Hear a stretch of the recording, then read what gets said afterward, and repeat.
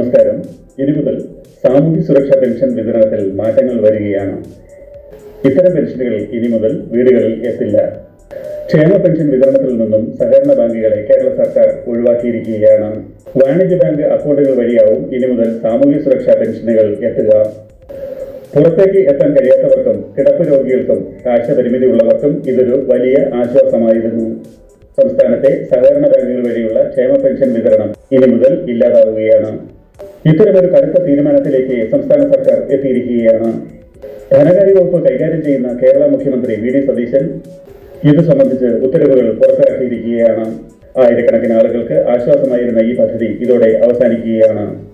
ഇത്തരം പെൻഷൻ കിട്ടണമെങ്കിൽ ഇനി മുതൽ വാണിജ്യ ബാങ്കുകളിൽ പുതിയ അക്കൗണ്ടുകൾ ഈ പാവങ്ങൾ എടുക്കേണ്ടി വരും. അതുപോലെ ഇവരെല്ലാം പോയി ബാങ്കുകളിൽ മണിക്കൂറുകളോളം ക്യൂ നിൽക്കേണ്ടതായും വരും. സംസ്ഥാന സഹകരണ ബാങ്കുകളെ തകർക്കാൻ കേന്ദ്ര സർക്കാരിന് ഇതുവരെ കഴിയാതിരുന്നത് ഇനിയിപ്പോൾ സംസ്ഥാന സർക്കാരുകൾ തകർക്കാൻ ശ്രമിക്കുകയാണ്. എന്തായാലും ഇനി മുതൽ വാണിജ്യ ബാങ്കുകൾക്ക് കോടികൾ ഒഴുകാൻ പോവുകയാണ്. കാരണം ഇനി മുതൽ മിനിമം ബാലൻസ് ഇല്ലെങ്കിൽ ബാങ്കുകളിൽ നിന്നും പെൻഷൻ കിട്ടില്ല. അതുപോലെ ഓട്ടോ തൊഴിലാളികൾക്ക് പുതിയൊരു തൊഴിലവസരവും ഉണ്ടാവുകയാണ്. മണിക്കൂറുകളോളം അവർ ബാങ്കിന് മുന്നിൽ കാത്തുനിൽക്കുകയും വെയിറ്റിംഗ് ചാർജ് ഉൾപ്പെടെ നല്ലൊരു സംഖ്യ ഇവരിൽ നിന്ന് ഈടാക്കുകയും ചെയ്യും. നേരത്തെ ഉണ്ടായിരുന്ന സ്ത്രീ സുരക്ഷാ പെൻഷൻ ഈ സർക്കാരുകൾ ഇല്ലാതാക്കി. 1000 രൂപ കിട്ടിക്കൊണ്ടിരുന്ന വീട്ടമ്മമാർക്ക് അത് നല്ലൊരു ആശ്വാസമായിരുന്നു. അങ്ങനെ വിസ്മയങ്ങൾ തുടരുകയാണ്.